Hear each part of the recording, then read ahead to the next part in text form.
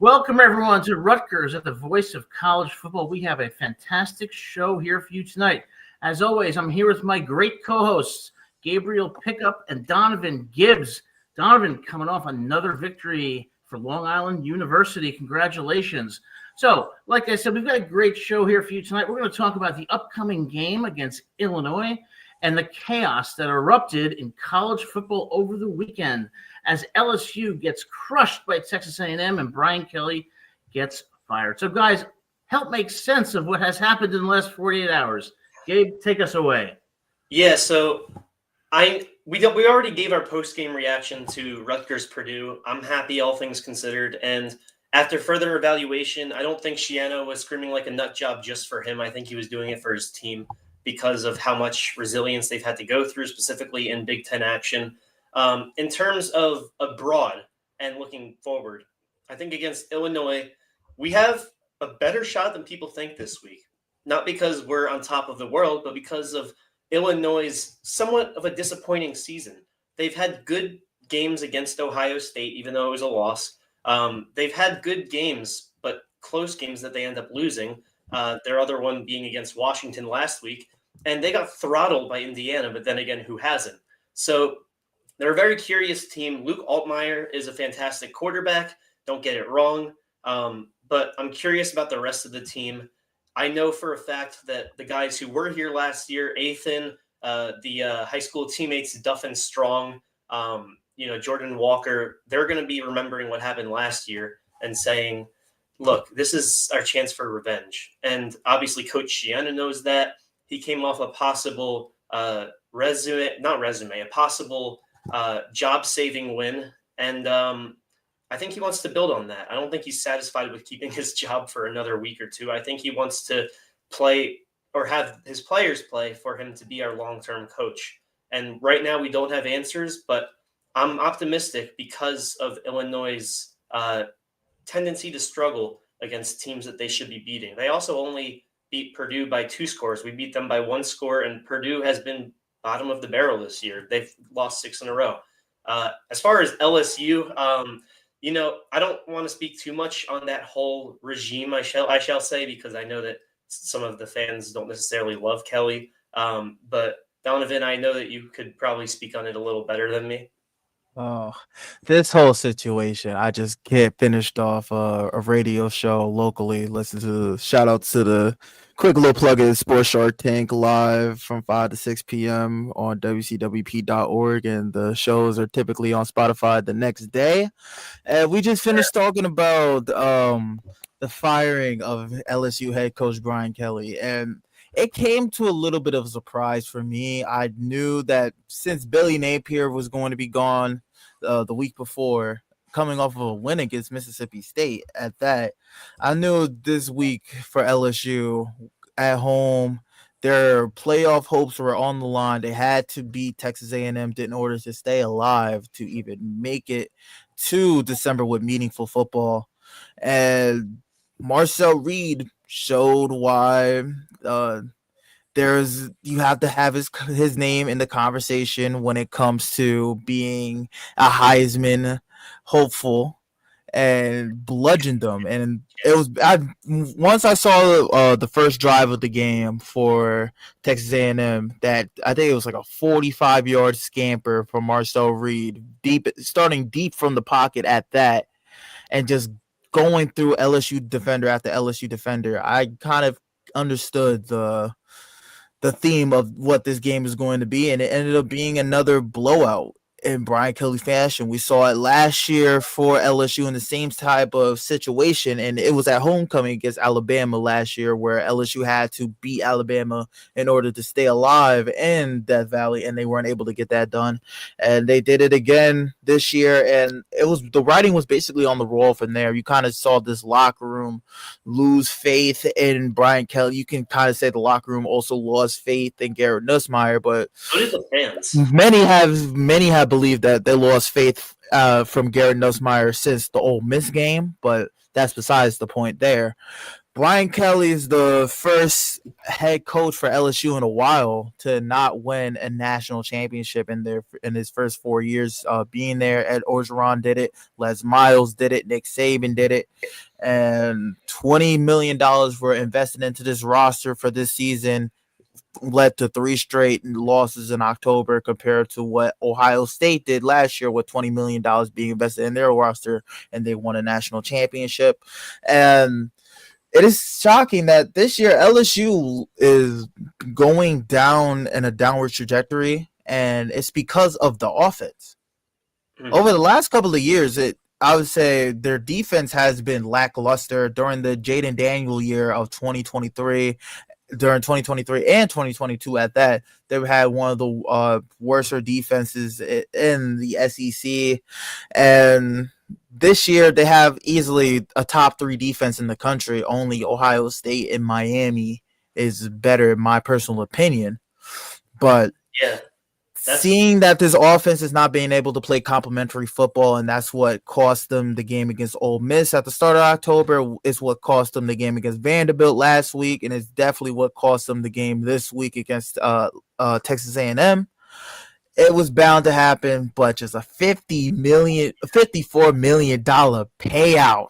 Yeah, my question is, do you think – I understand wanting Brian Kelly gone, and by no means was I supporting him being there long term, but my question is, because of how good Texas A&M is, was that the game to fire him? Like, why not? If you were going to fire him, you were better off firing him after Vanderbilt and the fans not storming the field after that win. Yeah. And that kind of just showed what's currently going on right now in the SEC. The little brother teams are no longer the little brother anymore. A lot of people thought it was over for Alabama after the last few years, and Alabama was able to survive that.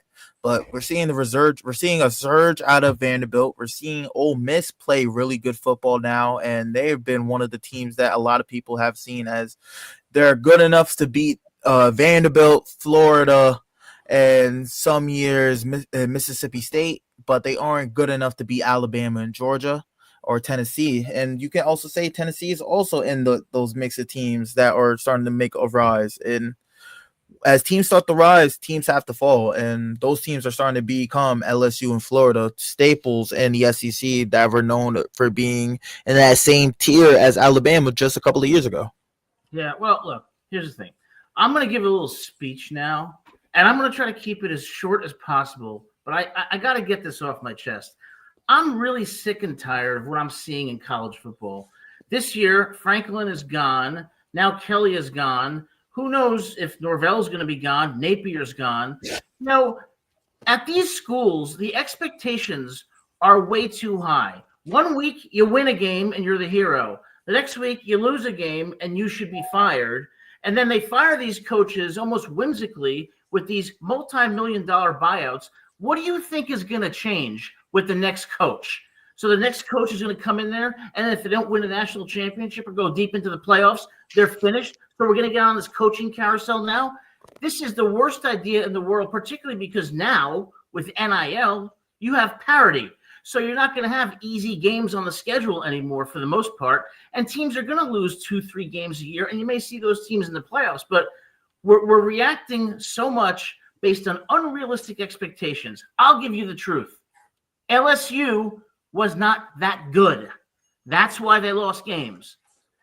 Garrett Nussmeier was not good. That's why they lost. Penn State was not very good.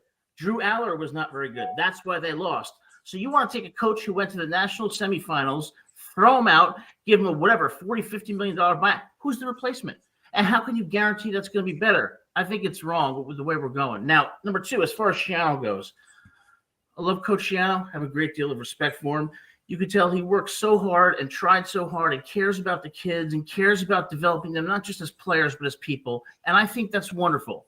But the question with Rutgers is, and this is a different context, it's not like Rutgers was great last year or the year before and has gotten mediocre. They've been consistently mediocre year after year after year.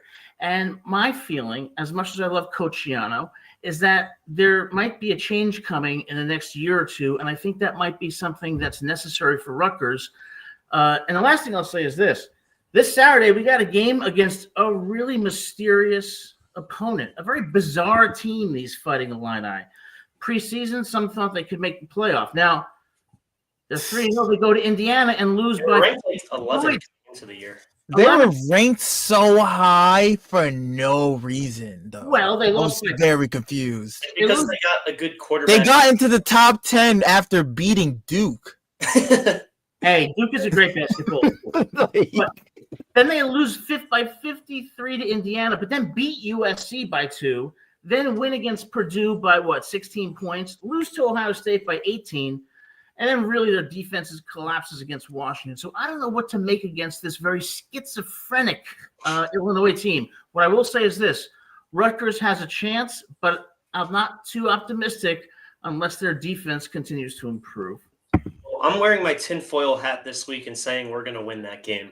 But as far as the coaching carousel goes, LSU is another enticing option that just freed up, which means that if we were to get rid of Coach Schiano at this point in the year, that's another program down in Louisiana that is more enticing than Rutgers. Now, Rutgers is enticing. We've heard guests from Oregon come on. We've heard fans within the Big Ten say that Rutgers, regardless of how they've been historically this century or whatever, is still an enticing option. But if we're being realistic, they're not the LSUs, they're not the Penn States, they're not the Floridas of options.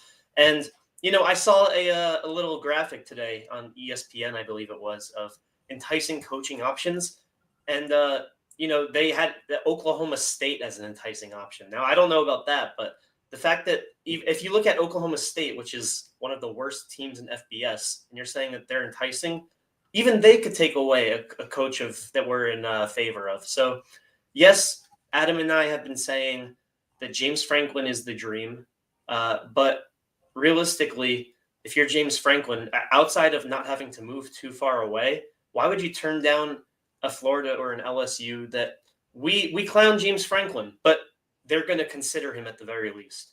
Well, I agree with you on that. I can see James Franklin going to LSU. I don't see him going potentially to Florida. Florida, if they, in my opinion, once again, I would say Billy Napier is he's a better coach than James Franklin, just based off of just what he was able to do with just basically last year, being able to flip that team around after injury to their starting QB so late into the year and still finish off with an 8-5 record. And we've seen James Franklin without having star players. It's very rough for him to be able to coach teams like that. But you can give him some grace, since it is hard to coach teams without your best players in general in college football. I can really I don't see him going for Oklahoma State at all. I don't think that's a enticing option. It's a lesser conference compared to where he was just at before with Penn State. So going from Big 10 to Big 12 just feels like a very odd drop for him. Also, so staying in the SEC, it sounds like a really good range, because right now the two best conferences are the SEC and the Big 10. I really feel like he's going to try to stay around those ranges for being a coach. But when it comes to right now with the firing of Brian Kelly, if me, Gabe, and Adam were talking about this off the air when the news broke, is there a potential Tiger connection or possible Tiger rekindling in y'all's future with Brian Kelly potentially becoming, let's say, Rutgers head coach? Yeah, you know what? That's a great question, and I was going to address this. Yeah, and I want to address this specifically to Kelly Zinn, okay? And here's what I want to say to Kelly Zinn and President Tate, for that matter. Who do you want to be as a football program? Do you want to be a team that every year we're saying, well, if we win 2 of the 3 next games, we'll get to a bowl game? Your pedigree from LSU doesn't suggest that. I think it should be we want to win national championships. Well, then the question is this. You got 2 coaches who are on the market in Franklin, okay, and Kelly, who I'm sure you know because you were there when LSU had him. Do you want to go in the direction of trying to get a big-time coach, or do you want to stick with Coach Schiano, given he has had a rather impressive record? But what I'm sensing here is that the program is plateauing. And against Purdue, I wasn't really celebrating the victory because Purdue essentially handed it to us on a silver platter when the quarterback got the ball batted down, caught it, and then fumbled.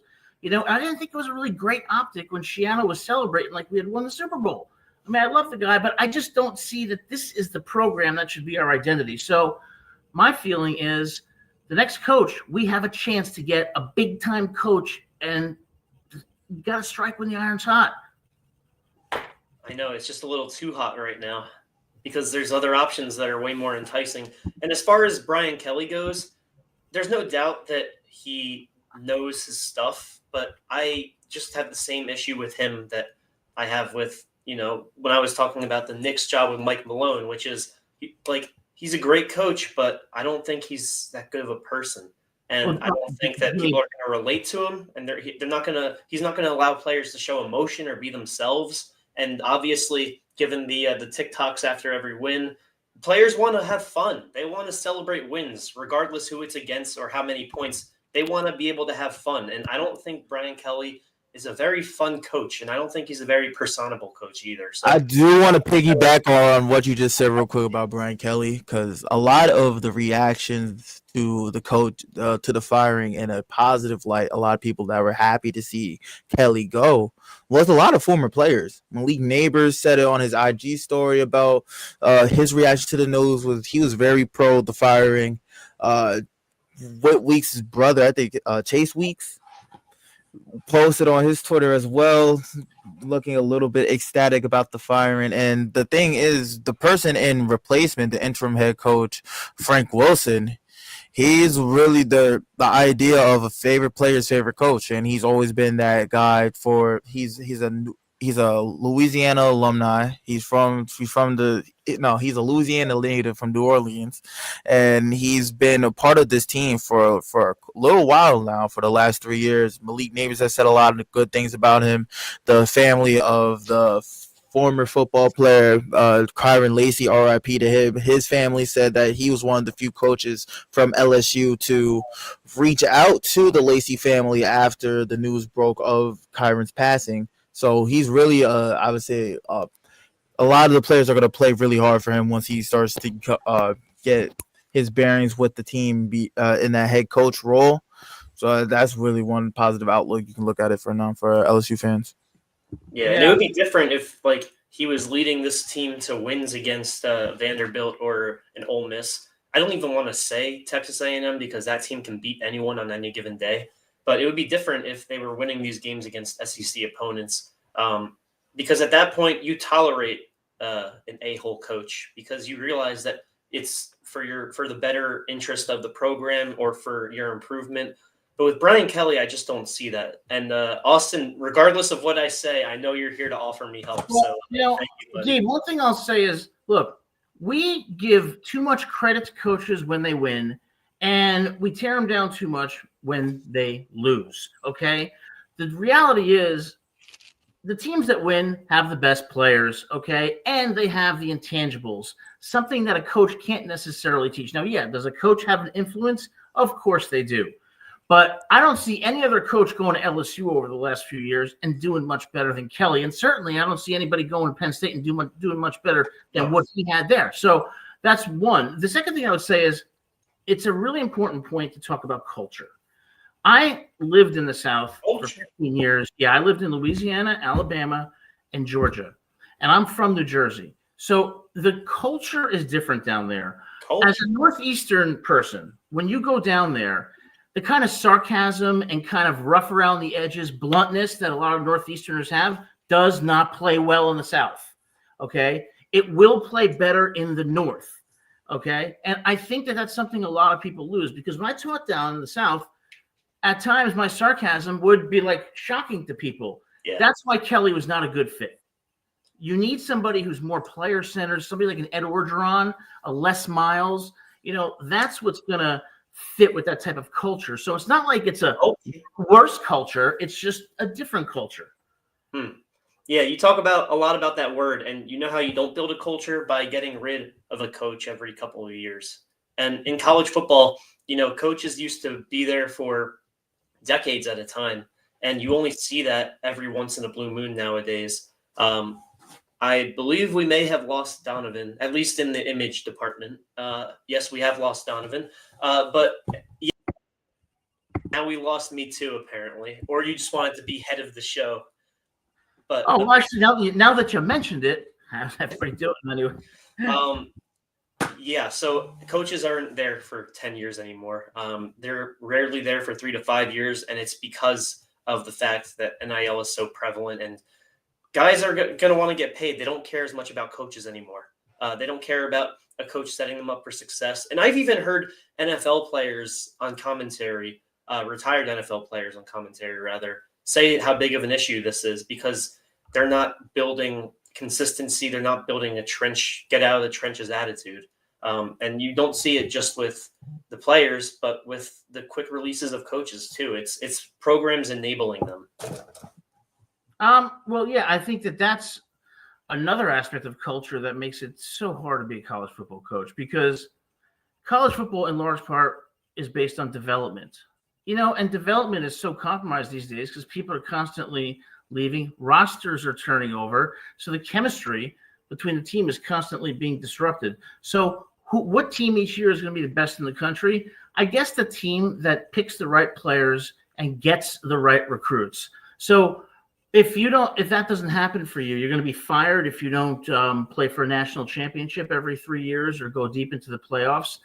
The instability that comes along with college coaching now also creates an environment where development is impossible because you never know if the coach is going to stay there or leave. And these athletic directors simultaneously giving multi-million-dollar buyouts and then impulsively, throwing out coaches.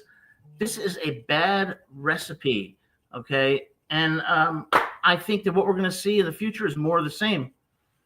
Yeah, I think so.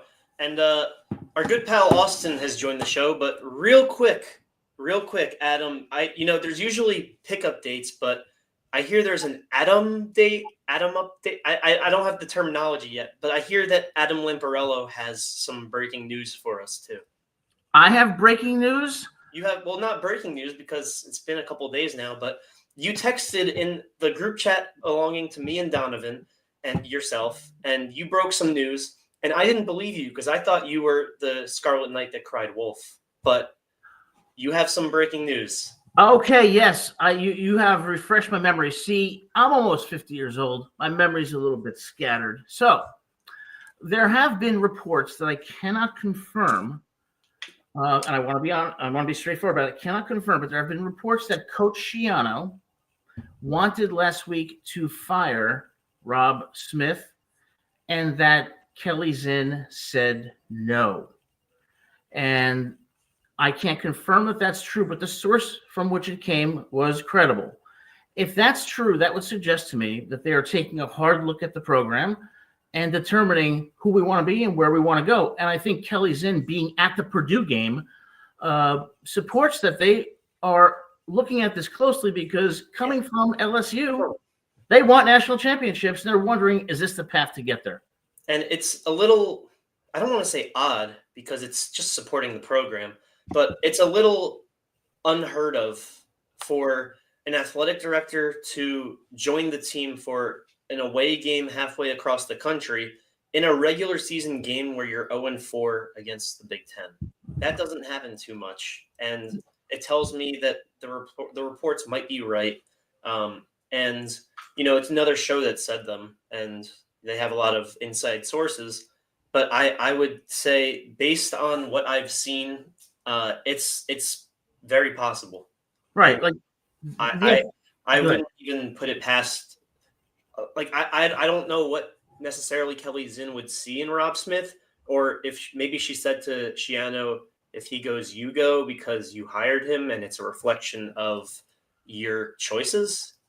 Well, I don't think athletic directors get in the weeds about the coaches. I think what they do is they look at the win-loss record and the trajectory of the program, and they say, hey, this isn't working, so we need a change to be made. And once they start doing things like denying a head coach from firing someone on his staff, that suggests to me a loss of faith in the head coach. And, look, athletic directors go to games like, the Ohio State AD is going to go to Ann Arbor for the Michigan game. The athletic director going to the Purdue game. It's not a rivalry. Bizarre. Yeah. So there's something up. It's not a rivalry, and Purdue is not among the top 10 or even probably not top 15 in the Big Ten. They're maybe 1 or 2 rankings below us, and we're not top 10. We're not top 12. We're arguably top 15. So, yeah, it's a little odd. I don't want to shame Kelly Zinn for going, because if her motto is I'm going to go to every away game from now on, then that's a beautiful decision. And that's not something I would want to discredit and necessarily shame just because it coincides with a possible coincidental report.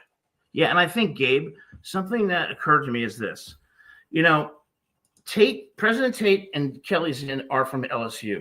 They are not, at least to my knowledge, have not had long-standing relationships with Greg Schiano. So you've got people at the top now or in leadership positions that, do not have the strong relationships or history with Schiano. And what does that mean? It means they may proceed slowly, but they may be proceeding in the direction of making the program their own. And whether that includes Schiano, I would submit that it's going to include Schiano for another year, provided that next year they win 7 or 8 games at least. And if that doesn't happen, I think that's going to be the last year. Yeah, I agree. And I don't think that President Tate has too much say on the program. I think his only say was hiring Kelly Zinn because of his familiarity with her and saying, whatever you think is best, I will give the thumbs up to for the first couple of years, and we'll see how it plays out. So I really think it's all in her hands.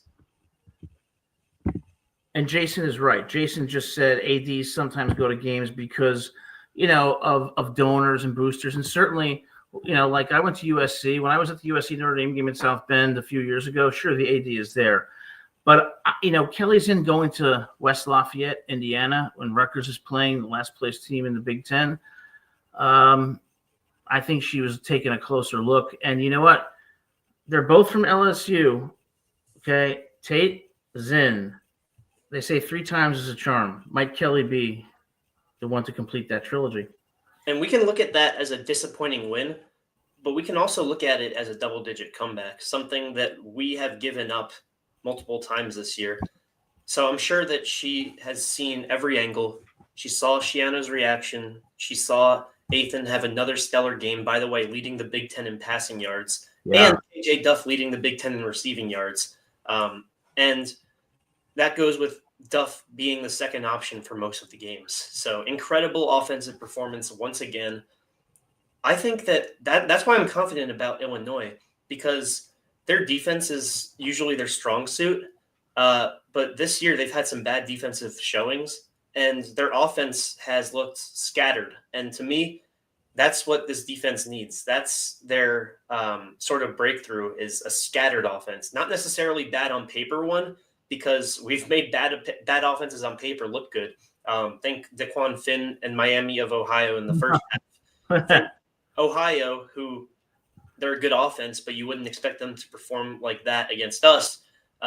Think Iowa, obviously, with 38 points, but they're all bad offenses. They're not scattered. I think Illinois is a scattered offense, and that might be the change that this defense needs and has a breakthrough because of.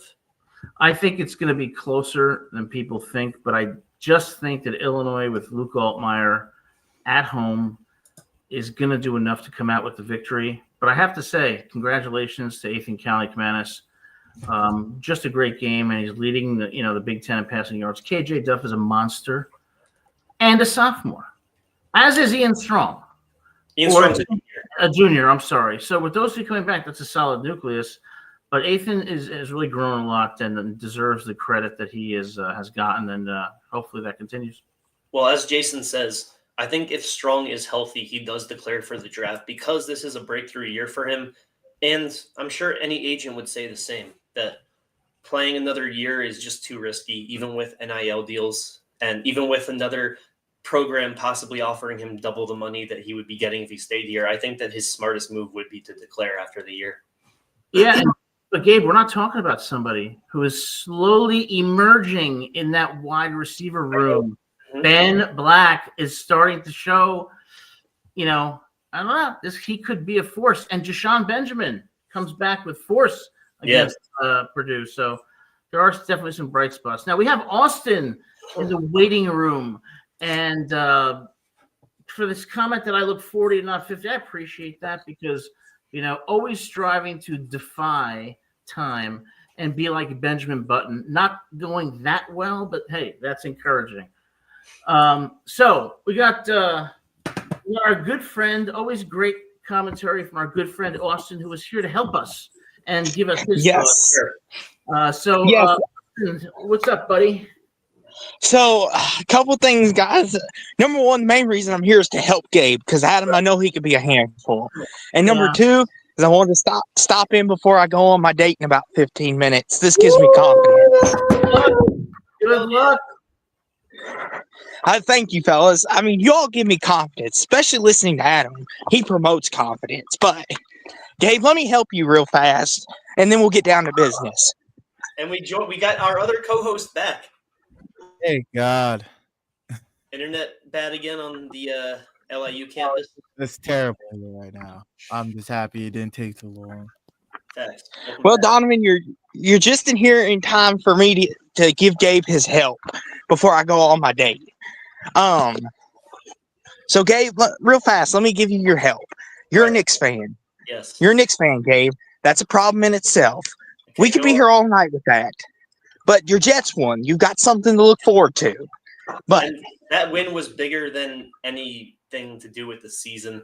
We know that the season's over and that doesn't change anything, but I wear green today because that was for Nick Mangold. May he rest in eternal peace. Heartbreaking. Best center the Jets have ever had. Center the Jets have ever had. Jason Kelsey of New York.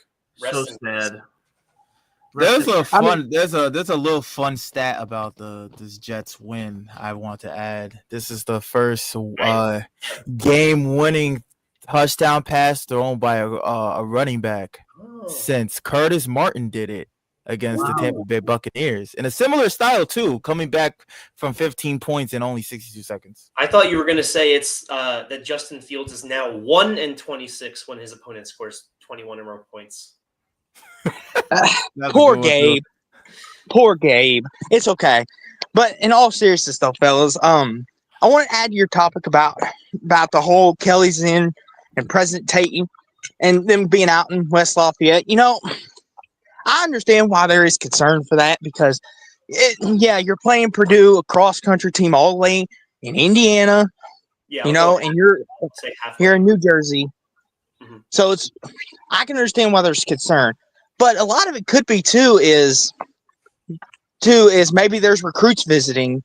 They're taking a recruit That's true. around town to watch Rutgers play and say, hey, this is where you might play one day. If you come to Rutgers, we're going to be playing the Purdue's of the world, and this maybe showing recruits around that are from Indiana that want to go to Rutgers. Is that a possibility, guys? And it could even, that is a possibility, absolutely, because our recruitment has extended to the Midwest. But also, it's possible that Kelly Zinn maybe, just maybe, had a weekend free and wanted to help cheer the team up. It's all possible. Nope. Obviously, the negative possibility is also possible, but it's not a foregone conclusion. Kelly Zinn is from LSU. She wants championships. She's not pleased with what she saw against Oregon. So she said, I'm going to West Lafayette. And she's not taking any recruits. Those recruits were probably at the game against Iowa. Those recruits, that's where they're going to show you, this is what Rutgers football is. They're not going to go to dreary West Lafayette, Indiana, where they're playing the last place team. I think Kelly Zinn's like, you know what? I'm the damn athletic director. I'm the leader here. I want this program to improve. We just got blown out at home against Oregon. I'm going to take a closer look. Yeah, this game for Greg Schiano was the equivalent of your manager at the retail job staying over just a little bit longer during your shift just to make sure you're doing everything just right. And honestly, Greg Schiano in the second half coached one of his better games so far this season. Best I've seen since the Ohio win week 1. So pretty much having Kelly in there lit a fire under him and lit a fire under this Rutgers team. Yeah, it must be really nerve-wracking, say, as like a teacher when somebody comes in and observes the class. That must be a terrifying experience. The closest thing I ever had to that was Mark Rogers joining the show and then Adam bringing him on and then him saying, oh, nope, just doing some changes around here. But in reality, though, I agree. I think that she was there just to get a closer look. But the fact that she posted it and said, let's go Rutgers, she wasn't afraid to have people know that she was there. And so I think that maybe part of it was to get a closer look, but she was clearly there as a fan too. Gabe, I agree with you totally. The only thing I'll say is this. When you're someone like Kelly Zinn and you go into a new organization, especially one as robust as Rutgers, it's really hard to navigate your way and to kind of, integrate yourself and establish your own identity and make it your own. I think she's trying to do that. And what I sense that she's trying to do is she has a vision to make this a championship program. And early on, she's like, I think I got to nip this in the bud if it's not going to go anywhere. So what do I think that her impression was from the Purdue game? I don't think she was walking out of there saying, oh, we won the game. That's a good thing. I think she was looking at the way we won it and how our program looks going forward. And I sense that she's not convinced that we're on the right path. Well, let me ask you guys this real quick. Do you think that I was right about that being the Penn State versus Northwestern of Greg Schiano's coaching career if he lost? You're not wrong, but it's just the thing is that Close. it felt close to that. I will say, because going into it, a lot of people had expectations that Rutgers was going to win, but the fact that they won so close is very eye-opening. And like what Adam said, that definitely was a sign to Kelly and that they only were able to win off of a last-second field goal against Purdue, which is at the bottom of this conference. And this team coming in had a lot of high aspirations on the season. I feel like with Coach Schiano, I don't think it's going to be one of them where Rutgers fires him. I feel like they're going to have an honest conversation with him, and they're going to say, listen, we love you here. You've done so much good for us, and the fan base loves you. But I think it's time you take a step away. And not so much as saying, oh, we fire Coach Schiano. Coach Schiano kind of, on behalf, say, I'm going to step down so the next person can like come what in. Alabama did with Saban? Yes, make it graceful. like a graceful, so to speak. Also, real quick, because Adam, I'm sure you want to answer that question too. It sort of feels like, it didn't save the season. Also, Purdue was favored going into that game. It was so weird. We were favored at first, and then the tides turned, and that was the first game that we've won where we weren't favored probably since Minnesota last year. Yeah, and Gabe, I think it was close to that kind of Northwestern feel, but as a new athletic director, the worst thing Zinn could do would be to fire him in the middle of the season. I think what she was doing was assessing the state of the program and thinking to herself, Franklin's out there, and now Kelly is there. At the end of the season, is there a reason to make a change? And I think that the answer to that question is we don't know yet. You think Franklin's going to be there until the end of the year? He's waiting until the season's over to evaluate all his options? I don't think Franklin is going to have a tremendous amount of options. I do think that Franklin is seen as a good recruiter and a good program builder, but not the best game day coach. And I'll tell you, Rutgers is a very attractive option for him because it gives him the type of program that he can build and improve. And the expectations will not be what they are at Penn State. So I think it's a great place for him to go to kind of recoup, to really show himself to be a great coach again. And maybe after 4 or 5 years, use that as a springboard for something else. Yeah, this is the same thing he did with Vanderbilt when he was trying to get the Penn State job. Bingo. And by the way, with Schiano, you look at all these coaches being fired mid-season, and there's a lot of noise. All of the noise with Coach Schiano is, us included, coming from within Rutgers, fans and media. And it's coming internally, not necessarily internally like the staff, but the fans are the ones making the noise about that. Just like the noise at the end of last year, too.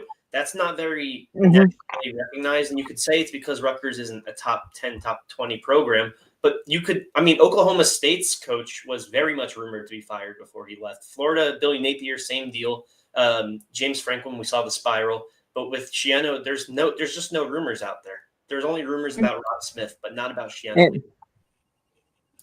And I want to say this too, guys, and I'm going to take an Adam analogy and kind of spin it into Rutgers here. It feels like when you're married, even though you're not happy and you're not getting nowhere, but you still feel like it's safe. Shiano to me is like safe. Like Rutgers and everyone knows, oh, he's safe. We're going to be 6-6 every year, 7-5. And I'm sure everyone knows that. And of course, Kelly's in is like, okay, but I come from LSU. We win natties down here. Do I become a disruptor and kind of break the mold of what Rutgers football is and start something completely new and start a new tradition? Or do I wait it out and then kind of let things go over until I get a little more comfortable here, and then I break up the marriage and then become a disruptor? Well, I think that's a good point. Here's what I think. Kelly Zinn is not going to do anything until she has the support of the boosters, of the university, of the president. She would be absolutely foolish to do anything right now. So I think what she's doing right now is putting out the feelers, seeing what the climate is out there. And I think that's a responsible thing to do. Yeah, she's assessing the situation currently because Rutgers is not a team that's going to be able to stay afloat after a midseason firing like the likes of a Penn State or LSU or Florida can. Rutgers right now with this team, especially if they were going to, let's say, fire Greg Schiano midway through the season, especially with how long of a tenured and how his legacy with Rutgers is, that's a very hasty firing, and that needs to get approved by everybody, not just by her. Mm-hmm. So I can really see anything that regards his coaching staff with being moved is not going to happen until Rutgers' last game post a bowl game. I don't see this happening during the season or before a bowl game. I really see this all happening in later January or early February. I can see these moves happening. Mm-hmm. But for right now, Kelly is doing the smart thing and just assessing the situation, making the staff understand that she's here and she's making sure that the rest of the season can go smoothly. And I really feel like this Illinois game is going to be a game that she takes a deeper look at as well, because yes, Illinois has been ranked throughout the year and it looks better than Rutgers on paper, but this is a game that Rutgers can get out of high level competition. A lot of people thought, us included, we thought Iowa was going to be that game. I know I thought Washington could have been that game as well, especially with Washington coming off of a game where they barely were able to take the snatches of victory away from Maryland the week before. But this is going to be the game that Rutgers, whether you're a fan, whether you're AD Kelly Zinn, whether if you're the boosters for Rutgers NIL, they're going to look at this game and see, can this team beat teams that are better than them, or just better than them on paper? Because this is a very gettable game. That's so perfectly said. Yeah. And this, to me, guys, this Illinois game, if I was to describe it in 3 words, this game is going to test the character of Rutgers more than we know, because we're going to find out a lot about this team. How they care, how much do they want this, how much do they need this. So I'm sure Coach Schiano somewhere is pumping his players up and telling them, hey guys, this isn't just for me, it's for all of us, it's for our fan base. It's almost a gotta have it, need it. There is no more excuses, no margin for error. Let's go win this game. This is a gritty, need to have it game on Saturday. Yeah, and I think when we look at the trajectory of the program, there is one game ahead that is going to be so critical that if Rutgers fans want to leave this season on a positive note, they got to beat Penn State. For a positive season, yes, but for I'd say they got to beat Illinois and Penn State. I think it's funny. We all disagree. I think the one they have to win is Maryland, and the one that you can hold your head on high if you do win is Penn State. I think they have to win Maryland. I don't think they're going to beat Illinois. I just think Illinois is just they're the better team. I don't see it happening. They're the better team. I can see what Maryland has shown. They're in a downward spiral. Yeah. for some reason, it feels like it's Maryland fashion again. I thought they were going to break the mold this year because they had a very, very interesting September, and they were coming out the gate fast with Malik Washington as a true freshman QB, completely just shocking the program. But the October they have had, I don't see that much of a challenge for Rutgers, especially that they've played against better teams in Iowa and Minnesota, and they kept those games close. Okay. And it was really just self-inflicted wounds that altered the game from Rutgers winning to Rutgers losing. So right now, I don't see Maryland in that mix, but Illinois and Penn State 100% are teams that, if you want to have a positive outlook on the year, as outside of a potential team that they verse in a bowl, is these two games. Yeah, I think that those are the games that you need to win one of those two to have, like you said, a positive outlook. But my thing with Maryland is that's a must-win game just for the sanity of the program. And you talk about their October. Our October hasn't been much better. Our late September was okay, like you said, against Iowa and Minnesota. But it's really against Washington where we started looking different. And obviously, Oregon, you can say they were the superior team, or you can just say that we flat out sucked. I think it's a mix of both. And Purdue, we did better than expected technically, but us three know, and Austin, you know too, that Rutgers should be the better team than Purdue. And the fact that Purdue is even favored tells you all you need to know about how we've been performing. And that's why, despite Maryland's slide so far, it's still a concerning game regardless. Yeah, and Gabe, before I give Austin my romantic advice for his date, I will say this. We got to still talk about one other team, and that's Ohio State. I want to see us go into Columbus and be competitive. Okay, if we lose 42-20, okay. We lose another game 56-10, no good. To be honest, I would expect them to lose 56-10 to Ohio State more than I expected them to lose to an Oregon team coming off of a very tough loss at home. Mhm. So if they get blown out from Ohio State, this is one of those games where I could say it's Ohio State. So Donovan, I threw this out here to the boys up there, Adam and Gabe. I want to say this to you as well. I told Adam and Gabe, I said, don't be surprised if Ohio State. Oh no, the cliffhanger! See? Oh no, the internet's passed on to him. Took him off. The girl is in control. She took him off. This is a bad start. Bad start. He wouldn't be surprised if Ohio State, and then we just don't know. We don't know where that goes. Well, that's too bad, because I was going to do a little bit of trolling in the comments towards that Asha comment and say that UP sitting down, but that's okay. I made that public now. Besides that not being true, regardless, the fact that you would try to viciously attack me on a public show really is upsetting. You need to apologize. All right, I'm sorry. I was not. That's okay. I forgive you. Nobody's perfect, but you should go to confession. But look at that. I just apologized, and that's a step. That's a growing step. So maybe you got to give Gabe credit. Gabe isn't afraid to tell it like it is, no matter how offensive it might be. That's the First Amendment for you. So I guess we should probably be talking about that Illinois game, right? Because that's technically what this episode is supposed to be about, upsetting Illinois. I think that it's going to be a better game than the Washington game at the very least. I think Washington is a much better team than Illinois. And Illinois, he pressed the wrong button, this guy. Illinois is overall, based on how they performed this year against similar competition, I think they're the worst team in Washington. And I also think that we have a little bit of our confidence back. So I think that even though we might not win that game, although I truly do believe we can, it'll be a one-score game at the very least, in my opinion.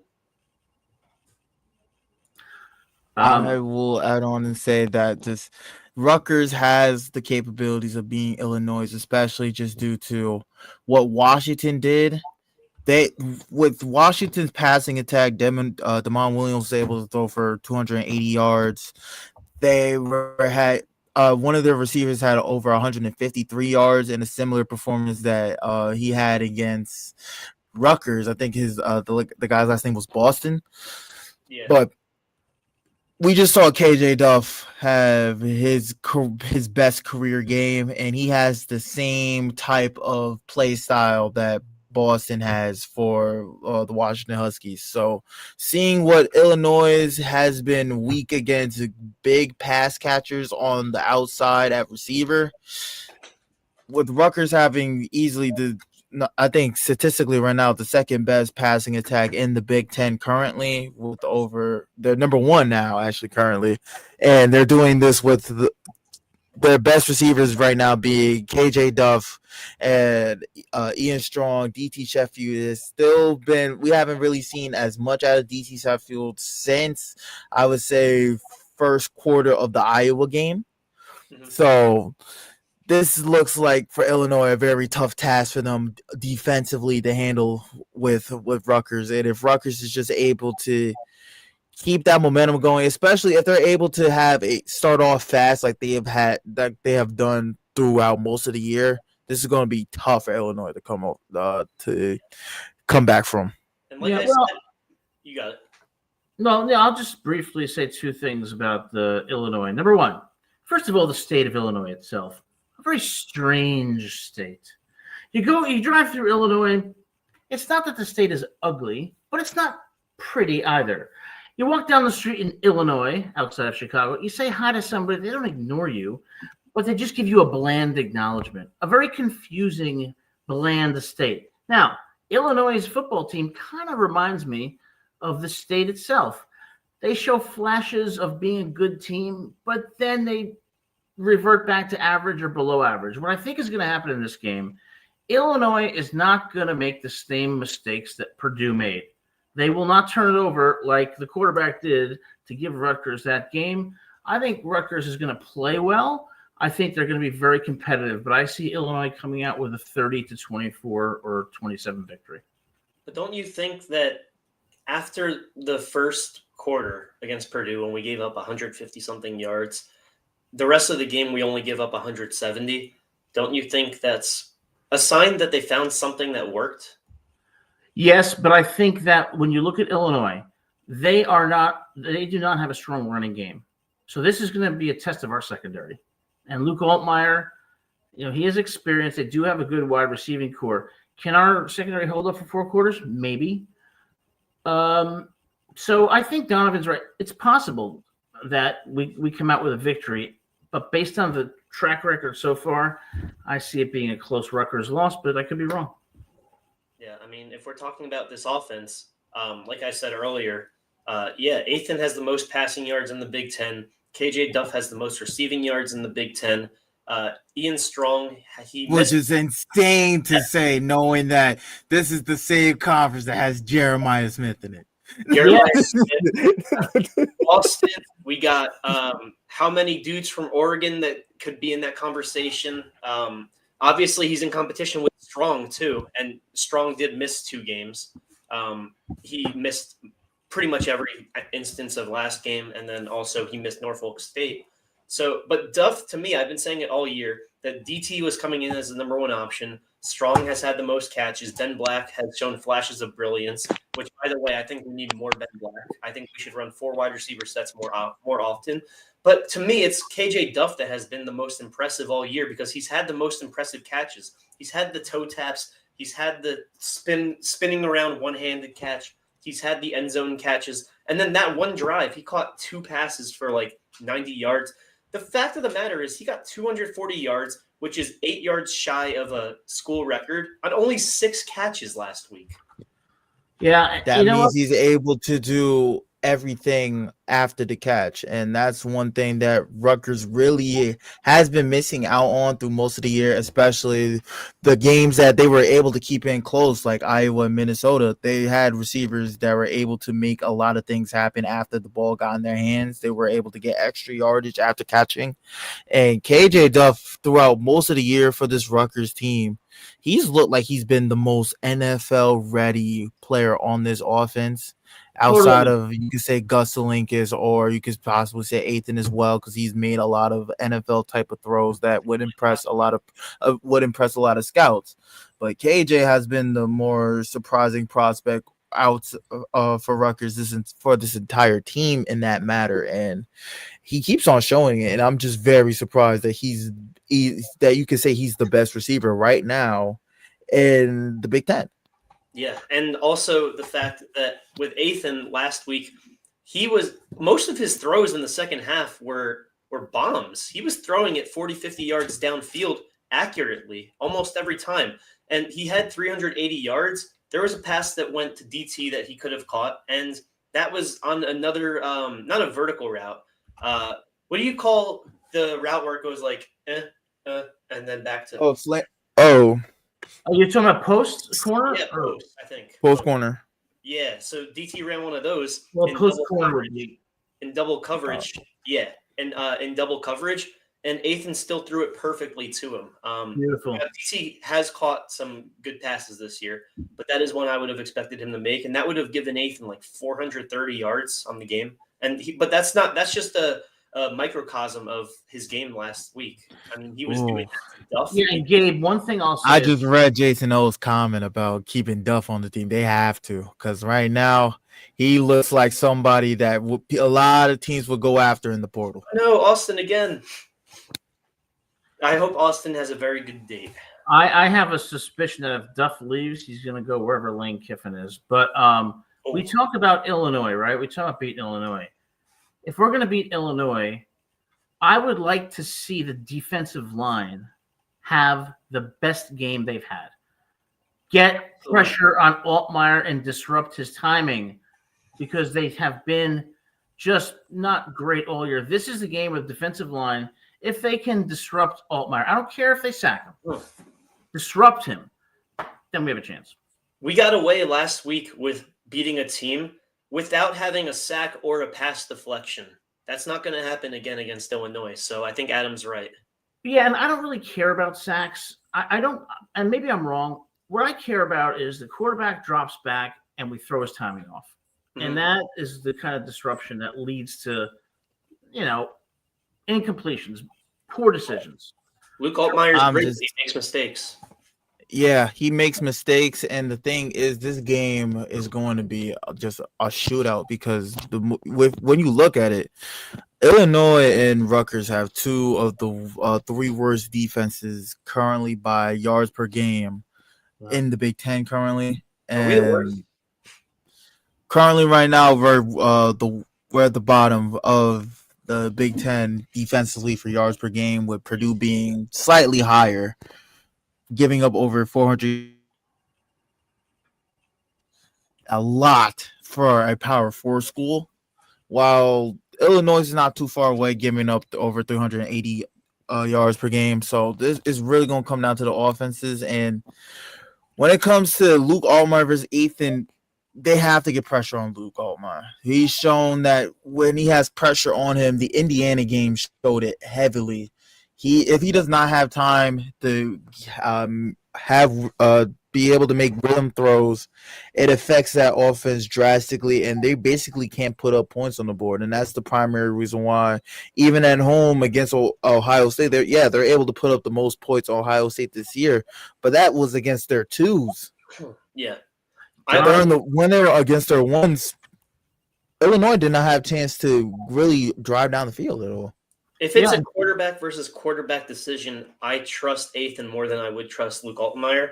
And if you look at the Big Ten, the only quarterbacks I'm taking over Ethan are Mendoza, obviously, Sayin, Moore. After his performance against us, Damon Williams. And, unless I think that Ethan could be at that 5 spot. Did I say Sayin? Yeah, you did say Sayin. And before I address that, I see a comment, Austin. Before I go to Adam, any advice from me? Austin, I'm so glad you asked that question. You're going to have a great date tonight. Here's the 3 things I would say. Number 1, it's 3 things. Listen more than you talk. Make it about her. Okay? Listen more than you talk. Number 2, be relaxed and confident and just be yourself. But again, make her talk about herself and show that you care about her. And number 3, be extraordinarily, extraordinarily respectful. Be a gentleman on the first date. Can I add one? And be funny. Yes. Can I add one? Be funny. This is underrated. Smell, Gabe. No, you can't add one. So let's move on now. I'm sorry. Go ahead. smell good. That's it. Just smell good. They love that. Yeah. Okay. Donovan, you're right. Back to my. Do you think is Ethan number 5 in the Big Ten for quarterbacks? Am I right to say that? Looking at quarterbacks right now, give me a second as I look that's this a hard up. question. That's a really hard one. Is he better than Bryce Underwood right now? Depends on what you Yes, think. I'll give you Bryce Underwood. Yes, I would say Underwood. the quarterbacks that I would have over Ethan would be Julian number 1, Mendoza number 2. I would say Dante Moore number 3. My number 4 would be Damon Williams, but I would say Jaden Mayava. Oh, he has had a great year. I'll put Jaden Mayava over him. So I'll say he's like 6. Yeah, okay. All right, that's fair. But That's him and Mayava are very interchangeable. And you know what? I forgot about Mayava because we're not facing USC this year. Ethan being quarterback number 6, I'll tell you something. That's not a bad thing. Look at the talent. He's better than Drew Aller. Oh yes, absolutely. that's a See, I didn't that's a include major him. thing. That's major. I didn't include him because he's injured and because Nah, I'm just saying in general. This season, I would take Ethan over Drew Aller. this season, Totally. that's true. But the fact that we're even saying we're having this conversation is amazing because coming into the year, we were worried about his completion percentage. We were worried about his decision making. We were worried about his speed, which is still a concern. We were worried about his clutch factor. We were worried about his leadership. And look, he's checked off at least 4 of those 5. I like Ethan because he's a really, really great person and a great leader on the field, and he's really owned that. And I think I wish it was he knows Lil Durk too. Him and Lil Durk are boys. But Ethan, I've asked you to come on the show like 8 times, and what do I get? I get ignored. I mean, maybe it's G Herbo. I think it's G Herbo. He knows G Herbo. I'm about to say if he knows Lil Durk right now, that's not as Durk, good. That's not a good situation to be in. I think it's G Herbo. Guys, I keep thinking if Ethan was the quarterback for Oregon or Ohio State, I mean, yes, pay the tab. I just saw that comment. But he says always though. He says always on a first date. Yeah. I mean, I would say you pay the tab always because anyway, well, that's a different show. We're gonna have a show on dating advice for those who are turning 50. No, but I mean, I think yes. What if Ethan was quarterback for Oregon or for Ohio State or for Florida? I think Ethan would be fantastic. Ethan on Ohio State would be a top 3 quarterback in the nation.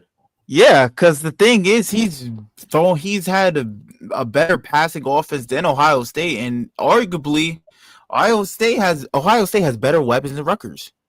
I don't even think that's a major argument right now. But the way Ethan has been able to throw a lot of these receivers open, yes, you can't just talk about the ability and just the return of Ian Strong having one of his best years as a Scarlet Knight. You also have to add in the rise of KJ Duff, but for the most part, Ethan has been that glue for a lot of these receivers to unleash or to unlock their potential as a wide receiver. Yeah, Donovan, you just said the key phrase, man. He throws receivers open, and that is so hard to do. And it just looks like he throws a really great ball. Like his velocity is good. He puts it right on the money. I mean, now he can't run well. Yeah, Jason says he can't run enough to run Oregon's or Washington's offense. I see that, but I do think he would be good at Ohio State. Now, do I think that he would be the better option over Julian Sand for this year? Yes, I do. Really? Yes. I think Sand is going to be an amazing quarterback and already is fantastic. I think Sand is still growing, though.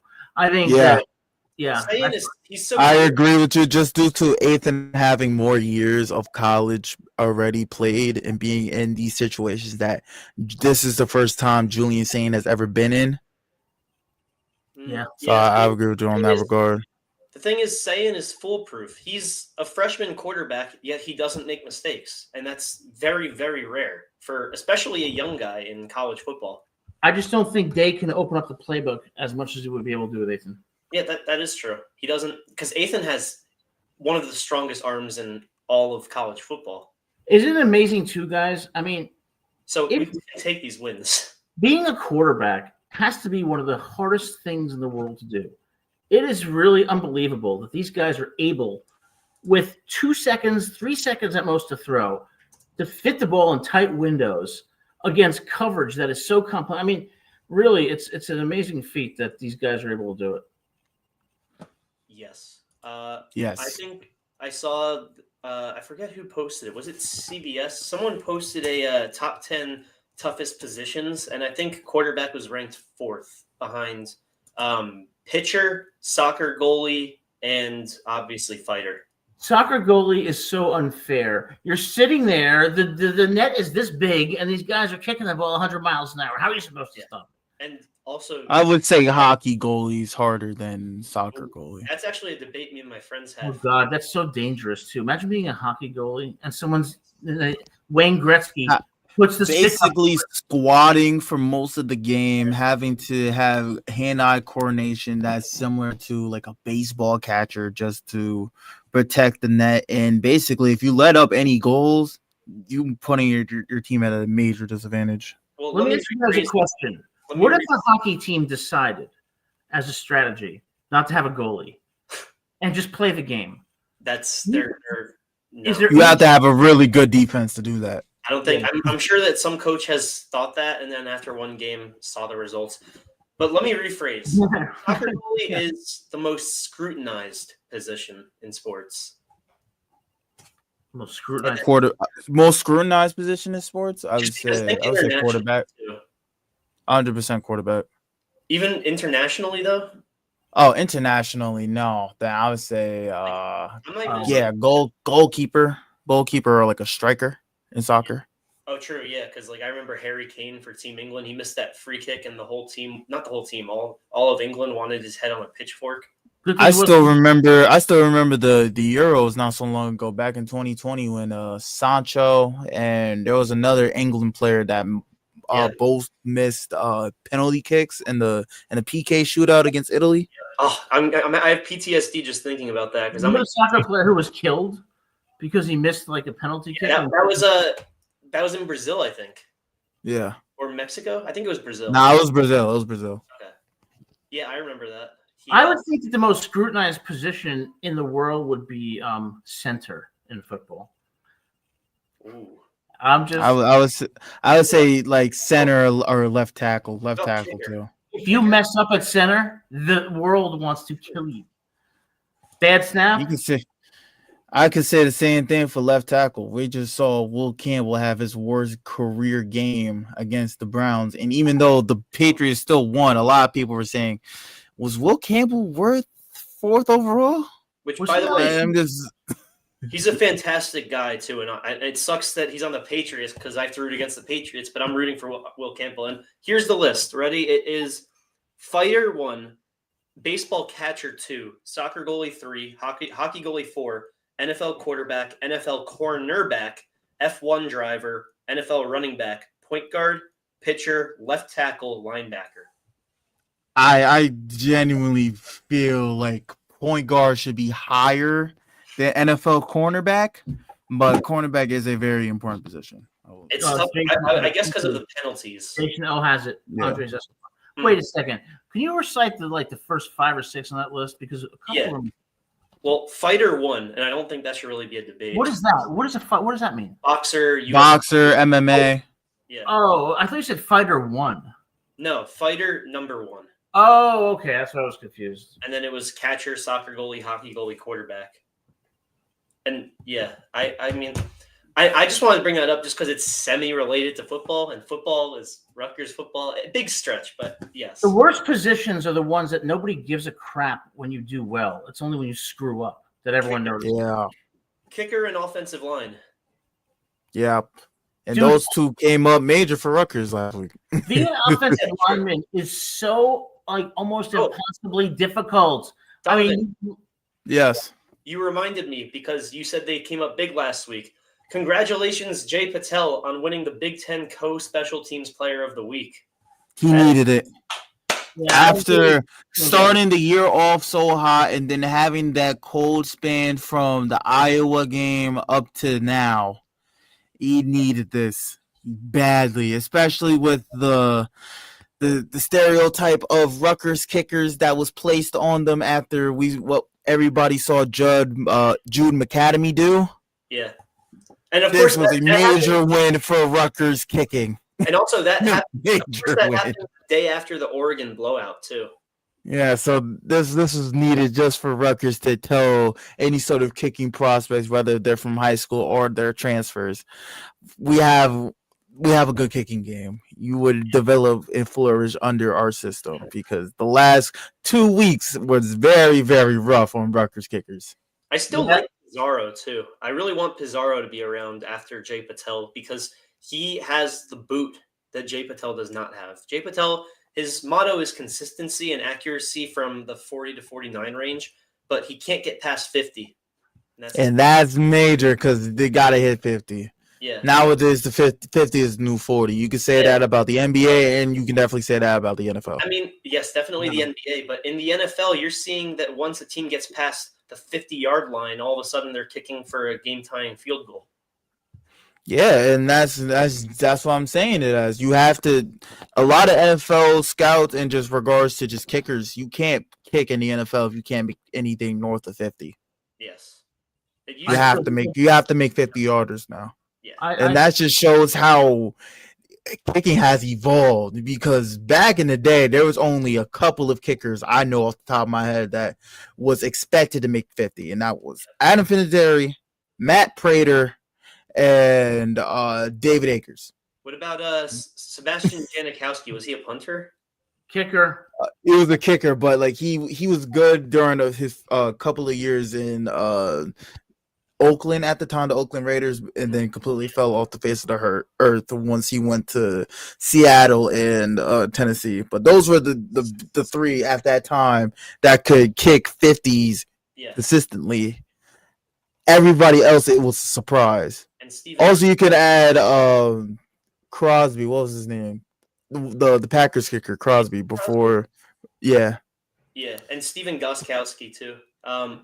But yeah, it's funny with the Raiders. They had one of the best kickers of all time, and then Ray Guy, one of the best punters, if not the best punter of all time. You know, I feel so horrible and continue to feel horrible for Blair Walsh. I mean, that just was horrible. Like, you know, think about how he must have felt when he missed that kick. Yeah, 20-something yards, right? And then you wonder how he in a playoff game at home. Well, I wouldn't say it was home because it was at Gopher Stadium, but you know it was still in the state of Minnesota. It was to beat the defending champs too. And I want to know, like, I'm not a football player, but like technically speaking, how did he miss it like that? Was it because the laces were? I mean, the laces were in, but does that make that much of a difference? The laces kicking the laces is a huge difference because it just affects just the what is it called? It affects the movement of the ball and just how accurate you can kick the ball with the laces. So everybody always says the laces have to be out. You don't want to kick the laces at all. You know what I think is a reasonable shout for toughest position? It might be a stretch, but what about not NFL necessarily? Football place kicker to feel for the laces. That's in split seconds, isn't that? Oh, that sucks. That feels impossible. Yes, and I'm shocked. Where is baseball pitcher on that list? Baseball pitcher, it was up there. It was. Give me a second here. Here it is. Baseball pitcher 10. And it should be higher, but it should be higher. Especially after this MLB playoffs and what I've seen, it has to be higher. Because, okay. I think it should be – I think cornerback is too high. The reason why I think cornerback is that high is because of the penalties. They get a lot of penalties for playing football the right way, which sucks. But and I guess that kind of falls into hardest. But when I think of hardest positions, I think of most physically challenging. Throwing a fastball 100 miles per hour is very physically challenging. Yeah, I mean, you see all the Tommy John surgery guys. I mean, every other year. Do you think that throwing a ball 100 miles an hour is physically challenging for the people who can do it? Or do you think it's just... Yes. Because the stamina that you have to do that repeatedly, because that takes a lot of energy. Yeah. because it's a full fluid motion of just starting from where you are and just still trying to have that much velocity while aiming for the spot you want the ball to go.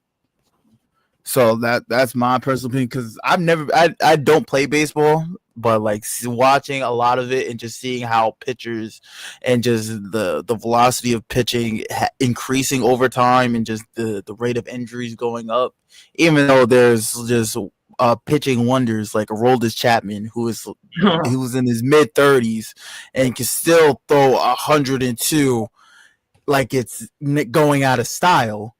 Without any sort of surgery on his elbows, Yeah, I don't Christ willing. But Yeah. his career trajectory was downhill before this season too. Yeah, it's funny because when I was in high school at Bergen Catholic in the early 90s, I played baseball 4 years. We faced a guy once who threw 90, and then we faced a guy later in the season who threw 95. The difference between 90 and 95 was incredible. You could hit it's a blink of the eye. Oh my gosh, it was crazy. I have never played baseball outside of a batting cage, but I went to a batting cage and the speed of the pitch was set to 60. And damn it, I thought that was fast. 90 is hittable. 95 comes at you like it's just Also, unbelievably faster. I have a funny story about this. We're talking speed of pitches, and then we can get back to Rutgers.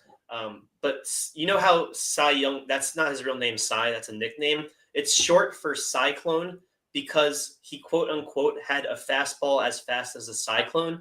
Guess how fast his fastball was? It was like 88, 89, 90. Yeah, different time. Donovan. A lot of people thought Randy Johnson was fast, and Randy Johnson ain't got nothing on.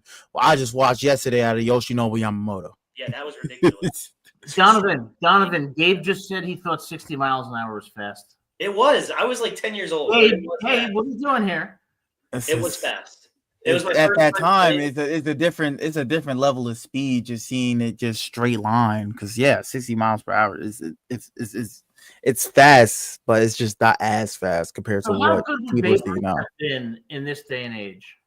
What's that? He's swinging out on everything. The only player that you could say that's generational, that can go from generation to generation, is just Barry Bonds. Oh, I was gonna say Shohei. What about Mantle? I could say the same thing. He's swinging and missing on a lot of pitches. Mantle today swinging and missing. I could see that. He would be like a Jeff McNeil type of player. You know who you? I wouldn't say that. I would say he would be more of like I would say he's more of like a Tommy Edman. He'd be a Tommy Edman. Tommy Edman was a dog. It's too bad that when he was on the Mets, they sucked because I liked him. The problem in the major leagues is not hitting the fastball. It's dealing with the insane movement that these pitchers are able to generate. It's unbelievable. Yeah, because you only are able to look at the ball for a fraction. You just got to guess the location, and that's the thing. The rotation and spin rates that a lot of pitches have had now over the years, that's why the Tommy John is getting higher than ever, because the way people are throwing the ball. Pitching is a very, very physically grueling thing. That's the last thing I got to say about that. No, it is. You're right about the off-speed pitches. Like even off-speed pitches are fast now. People are throwing sliders for 90. Yep. That's crazy. Yeah, they would have called you a witch back in the day if you did that. Yeah, as a Mets fan, seeing Ranger Suarez's pitch 5 to 6 times a year, I'm okay. I'm good. It's funny you guys talk about this. Before we get to our final thoughts for Rutgers, Illinois, one thing that scares me is that we see baseball pitchers throwing high 90s almost routinely, and the power of these hitters is unbelievable. When it comes to football, though, I do get worried sometimes, like because of the increased strength and speed of the players, that we're going to see tremendous amounts of long-term injuries. Yeah, and that's it. The thing is, it's more preventable than football. It's just you can't play the game on turf anymore. That's basically what it is. Turf is what's injuring a lot of players, and the reason why is because a lot of owners and just stadiums in general see turf as the cheaper option to maintain. While the teams that have been successful, I would say out of the Kansas City Chiefs, they play on grass. You could talk about as well as other. you could say as well as the Buffalo Bills, they play on grass. So just teams that genuinely play on grass have shown to be more successful and have had lesser amounts of injuries compared to teams that play on turf, like the Giants or the 49ers as well, who play on turf. What happens to why is everyone complaining about the Steelers grass? Oh, the Steelers grass is bad because they don't maintain it, and there's just a bunch of just holes in it, and that's bad due to you don't have your footing, and just out of nowhere you could just tweak your ankle or tweak something in your lower body because you don't have proper footing. You have to make sure you have to make sure all those sods and all those holes in the grass is patched up. That's the primary reason why Pitt's having an issue with it currently.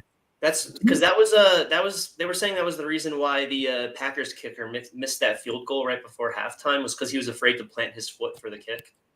Yeah, if there's not a safe place for you to plant your foot, you're giving up. You're risking injury. You got to be able to land after using all that momentum. Do you guys think football is just sooner rather than later is going to become much less violent because the players are just going to be focused on protecting themselves at all costs instead of going for those big hits? Started. I mean, I don't think it's already started just due to how much injuries have played a vital role in just the discovery of injuries, especially when it comes to brain injuries. There's still no the only way you can diagnose CTE is still looking at brains after death. So basically right now, the sport is being more aware of the injuries. They're being more aware of knee injuries. And right now for the NFL, you can say the same thing for the NBA right now. Achilles injuries that's rising up. That's trending upwards now in these leagues. And that's just based on how explosive players are and just how untreated a lot of the playing spaces are for teams. Well, to answer that question, good point. Yes, they already do. But I don't think it's ever going to become like a full non-contact or flag football type of sport. They're always going to allow tackling, in my opinion. The gear has gotten... I genuinely believe opposite. If they can find a way to make flag football monetizable and more popular, they're trying. There's going to be a shift. Mm-hmm. I don't if they're successful at it. Only if it's successful. I don't see it as flag football is going to be the new football. But if there's a successful shift and saying like, let's say flag football because it's starting to trend more and people wanting to play or people wanting to spend money on to watch more than contact football with pads, there's a possibility of flag football being the new thing because it's less dangerous. Yeah. I mean, I know that Goodell is kind of trying. But, like, to me, the perfect guy, if you look at for an example of extending his career by being careful, he did just get waived, but it's Tyler Lockett. Because for the past 5-10 years, what he's been doing as a slot receiver is catching the ball, making guys miss when he knows that he can make them miss. But when he sees a tackle, he goes out of bounds. He either goes out of bounds or he just rolls forward. And that's smart. Well, imagine being a wide receiver. Let's say you're playing at the Steelers and it's 3rd down and 8 and you're running a deep crossing route or a deep post. I mean, basically, if you get tagged, you could suffer a career-threatening injury. I mean, that's how dangerous it is. Not anymore, just due to how the league sees defensive receivers back in the day, like let's say a decade ago, yeah. But right now, over the middle passes, that's why a lot of these QBs want to throw over the middle, and that's why cover 3 for the most part is hurting QB production because nothing is available over the middle. They have to throw it on the sideline where there's a potential possibility of a wide receiver getting blindsided. Good point. I stand corrected. The Antonio Brown rule, and you know who takes advantage of the Antonio Brown rule? Patrick Mahomes. He fakes sliding, he fakes running out of bounds, and then gets another 10 or 20. He's really smart at it. They're starting to pull back on that rule, though, which is a good thing because it's really just Mahomes who's able to tiptoe on the sideline. Josh Allen doesn't get that same regard. Jalen Hurts doesn't get it. I know Lamar Jackson doesn't get it because I see it time and time again when he's running the ball on the sideline. He's one of the more later hit QBs in the league, as well as Joe Burrow doesn't get that sentiment. But just right now, the league has been starting to take more and more control over preventing injuries. And I can see in the next 5 years, you know how a lot of players wear guardian caps over their helmet? Yeah, I can see that becoming a league mandated thing. I could too. I can see it looks in college football as well. they kind of look like Toad when they wear it, but I think it's for the better of the game. Although, has there been an empirical study yet to prove that those are safer? I feel like there has, like, I genuinely, if I seriously look up into it, there is, because there's a reason why there is I've seen research on it where when you use it for practice, where it does lower the rate of concussions. So yeah. All right. You know, I got to tell you about Jalen Hurts, man, because I was at Alabama when Hurts and Tua were there back in 2018.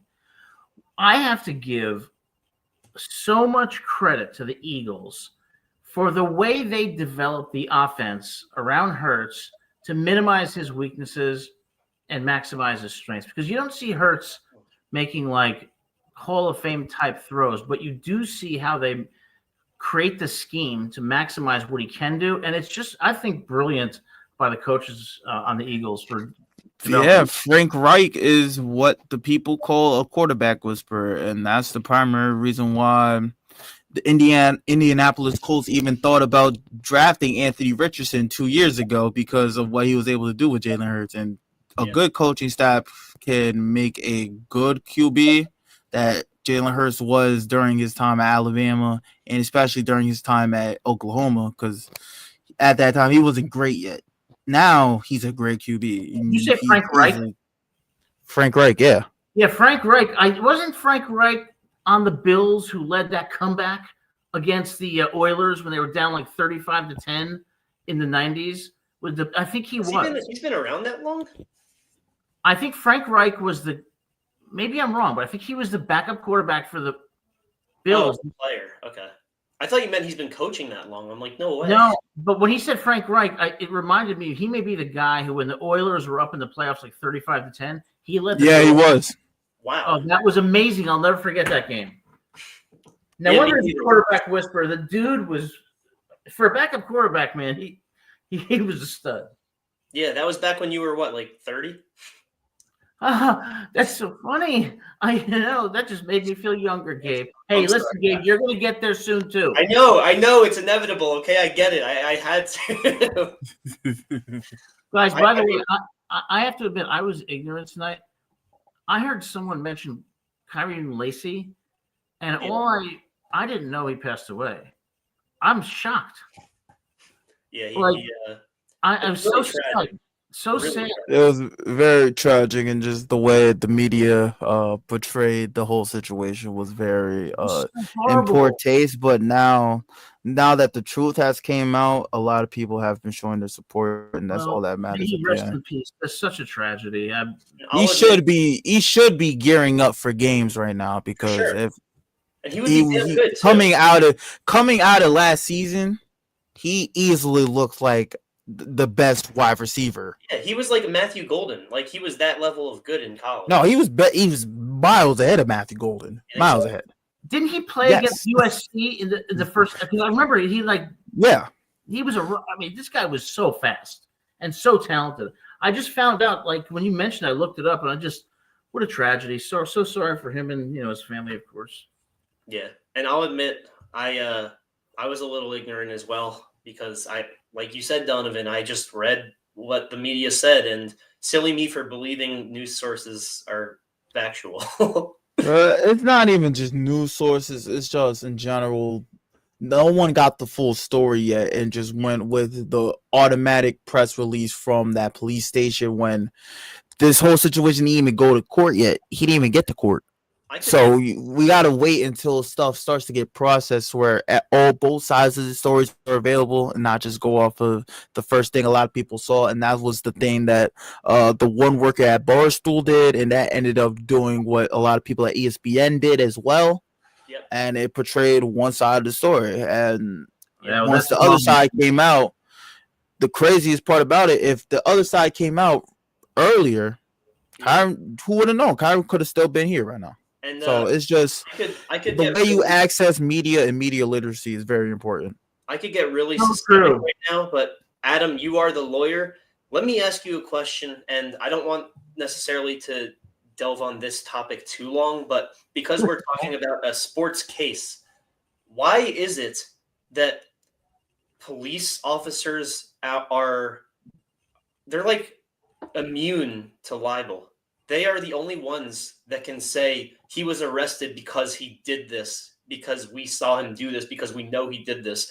But if anyone else talks about it, they have to say, allegedly charges of this. But with Kyron Lacey, not just with Kyron Lacey, but in this case, police officers are allowed to say, we know he did this. We saw him do this, when they twisted the story, obviously.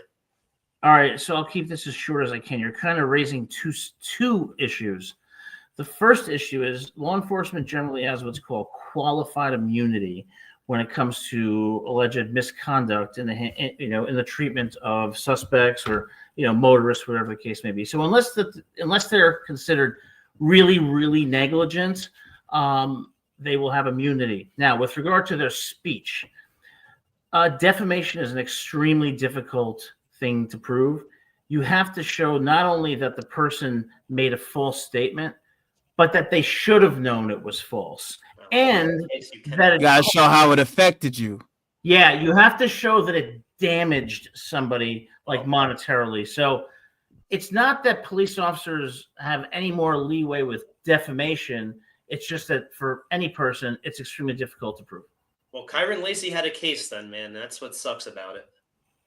And maybe there should be some other remedy that's available, such as the intentional infliction of emotional distress upon those in his family that had to see those reports and how they mischaracterized the situation. That could be something to be explored. I mean, we see it too. Yeah, like I can see the Lacey family possibly putting out a lawsuit against Barstool, because Barstool was the main media conglomerate that was pushing those negative narratives on the whole situation. I will say this, guys. In my opinion, the better option is not to go through the legal process. That takes years. It costs a lot of money. The better way is to go straight to the source, the employer, and pressure the employer to do something. And that often is more effective. And you see that sometimes in cases of police brutality.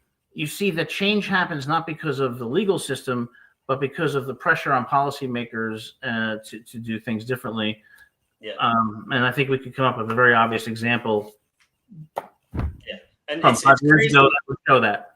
It's crazy too that it wasn't just Kyron Lacey unfortunately suffered the ultimate tragedy, but we saw it too. Did I say Isaiah Lacey? I meant Kyron Lacey. I was going to say Isaiah Bond out of Texas too. Same draft class. He was also projected high. He had allegations, I believe, SA allegations, and he went from first round to undrafted, and then he was cleared of all charges, and he's still not on a team, probably because of the allegations. When you say SA, you're talking about sexual assault? Yeah, but we can't say that word on YouTube. Yeah. But I wouldn't say that would be the primary situation on why Isaiah Bond is on the team. I would say the fact that he was going into the combine saying he was going to break Xavier Worthy's record and then ran a 4.4 twice. That's not Dude, that is so true, because I think a team. Now, let's be very clear about this. Teams don't like liars. SA allegations are extremely, extremely serious, but I do think if they're at the allegation point, a team will not necessarily 86 a player unless there's something else. And I think you're right. I think Bond had an attitude problem, and I saw that when he was at Alabama. When he transferred to Texas, he tweeted out something like to the Alabama fans, "Just a business decision." I just want to add on, because that's also happened with the Ravens second round draft pick, Mike Green. He had the same sort of situation of multiple allegations on his name during his time at Virginia, and it was the primary reason why he transferred to Marshall last year. But teams do their own investigation separately before they even talk to the player and before they get their side of the story. So if there's a reason why he still isn't on the team, it might be just because either the situation is still very new, it's still being processed, or a team did investigation, just don't want to be involved with it. Yeah. I mean, we saw how the independent investigation worked out in the NBA, though. The recent one. Yeah, the NBA and the NFL. The thing is, the NBA and the NFL, when they investigate, is two different worlds. The NFL, if they're investigating something, they're going to find it. And there's more people to ask because there's more players, more coaches, more teams. I just don't understand sometimes, and maybe I'm naive, like how players can get in trouble like this. Like if you should never put yourself in a situation or never think to behave in any way that anybody could construe as inappropriate, but they do it. Sometimes it happens before they have football dreams, though, you know? Like they'll go into college playing football and they'll realize they're better than they are, and maybe they would have already done something. Obviously, that's not always the case, but like we've seen that in instances where, you know, ultimately it led to nothing, like with Jameis Winston. Oh yeah, and it's just the environment where you're in, and just like with certain players being away from home and just having that newfound freedom affects them. Like I just saw in the news just the other day with Ari Gilbert, who was supposed to be the best tight end coming out of the 2021 recruiting class. He was the best athlete in Louisiana, #1 prospect for LSU. Ended up leaving LSU to go to Nebraska, never played any snaps. He got arrested for robbing a vape shop, and now he's in the news again for getting arrested for robbing another place. So it's just the environment where you're in. Yeah, a vape shop. Adam has the connections. You don't need to rob. Why not just go to Wells Fargo, Bank of America? I mean, you're setting your sights too low with the vape shop. Oh yeah, hey, I'm just saying. I'm just joking. Literally, snipe Husker on the dot as it's brought up. That's funny. Yeah, I know he remembers Arik. It was when he transferred to Nebraska. A lot of Nebraska fans were excited, saying maybe we could turn him around. Being in Lincoln is just a whole different area. Yeah. Oh man, I don't know why, but I just thought of Aaron Hernandez. What a tragic. Well, that's another example of the. That's a whole different situation compared to what. I mean, that's again, we were talking CTE earlier. He had the highest measurement of CTE in recorded history after his death. Really? Yes. I thought that was shoot. I'm surprised by that. I didn't know that. I thought the highest rate was like Chris Benoit. But I know Antonio Brown's going to take the cake once we have to do his research. Oh, Lord. Yeah. Well, we pray for the safety of all these players. That's why it's forever F. Fonte's perfect. I think we should go back to playing kickball and everything will be fine. Let's get a national kickball league. The NKL. I'll go out for it. Yeah, guess what? No takers. Okay. I was trying to think of a way to incorporate the Noah guy from Eastern Michigan into that acronym. The Noah Kickball League, something like that. There was like an amazing linebacker at Nebraska like 10 or so years ago. I could never pronounce his name. He went to the NFL. He was really good. Do you remember who that was? We were at Eastern Michigan. There was no sight of Noah Kinega. There was what? There was no sight of him at the like on the sideline after the game. We were all looking for him after the win because we were just like, yeah, he's a popular football name. Yeah, Jason. Noah Kaniga. I think that's right. Yeah, Kaniga. That's the actual pronunciation. I don't know. When you go on the road after these games, do you ever you guys ever hook up with the players afterwards and like kind of, on the opposing team and be like, you guys, good game. Let's go out for a drink or something, or no? We don't stay in the areas that we play at too long to do so. It's just once the game's over, we on the first bus back to Long Island. I would love to stay an extra day because I would have loved to stay an extra day in Florida. Last year we were in Fort Worth, Texas. I would have enjoyed to stay an extra day. Try to go to Whataburger or something. They got to get you back for Sunday homework, right? Yeah, and just classes are Monday. So the life of a college athlete is brutal. All right, guys. So tell me, let's get your final predictions for Rutgers in Champaign, Illinois. What do we think? I'm going to go first because mine's going to be fast. This is going to be an exciting game for Rutgers and Illinois, just due to, as we talked earlier in the show, these two have one of the worst defenses by total yards and just in general passing yards. Well, no, for Illinois it's passing yards. For Rutgers is rushing yards. Rutgers is nearly giving up over 180 rushing yards a game. Wow. For Illinois, they're giving up over nearly 280 passing yards a game. So this is going to be a high offensive game, and I truly believe Rutgers is going to win this. I see it at the score of 45-38 Rutgers because they have the offensive firepower, and KJ Duff, it looks like he's going to be the third straight wide receiver to have a 100+ receiving yard game on Illinois, because last week it was Denzel Boston. The week before it was nobody for Ohio State. Illinois just primarily lost due to a bunch of turnovers, but the week before that, it was another 100-yard receiver. So I could truly see 45-38 Rutgers. Oh, I like that. Okay, so here's my thing. Ian Strong was questionable against Purdue. He goes out and plays, but then he re-injures, and he is not seen for the rest of the game. He's questionable again this week, but if he does play, I will say make that 2, Donovan. I believe that we will beat Illinois. And I think it's going to look a little different than 45-38. I have us winning 31-21. I believe that our offense will do enough to look great again, and we will be talking about Athan's second half again. But I think the defense is finally going to be the story of the game, because we finally figure out something that works against Purdue. And we figure out how to tweak things that didn't work from the first possession after halftime. And we incorporate all of this into a game against a quarterback who is inconsistently great, but sometimes poor. And we will figure out how to avenge last year. And I'm calling it 31-21 Rutgers Scarlet Knights.